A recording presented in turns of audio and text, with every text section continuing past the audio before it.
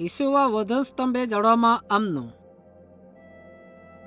ઈસુની મસ્કરી કર્યા પાછી સૈનિકો ત્યાં વધસ્તંભે જડવું આગે લઈ ગયા.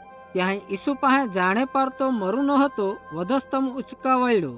સૈનિકો ઈસુવા ખોપરી નામની જગા પર લામના ને તેણે હાથે ને પાગ વધસ્તંભ પર ખીલાથી જોડી દેતા.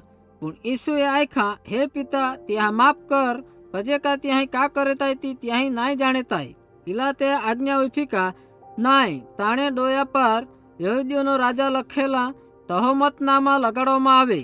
સૈનિક હોય ઈસુએ કપડા હારું ચિઠ્ઠી લાખી. જ્યારે ત્યાં અહ કર્યા ત્યારે ભવિષ્યવાણી પૂરી ઉની.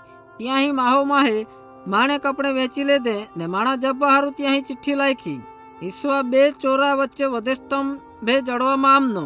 ત્યાંમાંનો એક ઈસુની નિંદા કરે થતો, પણ દૂસરે આયખા કા તું પરમેશ્વરથી પૂર્ણ બીએ નાય. આપણે તે દોષી આવ પણ ઓ માણું નિર્દોષાય. પાછી તેણે ઈસુ આયખા, કૃપા કરીને તું તુણે રાજ્યમાં આવે ત્યારે માં યાદ કરી. ઈસુએ ત્યાં જવાબ આપ્યો, આજ તું માણે હાથે પારાદેશમાં રૂઈ. યહૂદી યાજકને અન્ય લોકો જે ટોળામાં હતે ત્યાં ઈસુની મસ્કરી કરે થતે. ત્યાં ઈસુ આયખા, જો તું પરમેશ્વરનો પોહો હોય તો વધસ્તંભ પરથી ઉતરી આવ ને પોતા બચવી લે. પાછી આમું તું આ પર વિશ્વાસ કરું. ત્યારે બપોરના સમય સંપૂર્ણ વિસ્તારમાં અંધારા હોઈ ગયા. બપોરથી 3 વાગ્યા સુધી અંધારા રહના. ઈસુએ જોરથી બૂમ પાડી, બધા પૂરા ઊના. પિતામાણો આત્મા તુણે હાથમાં ઓફેતાય. ત્યારે તેણે ડોકા નમાવીને પોતાએ પ્રાણ છોડી દીધો.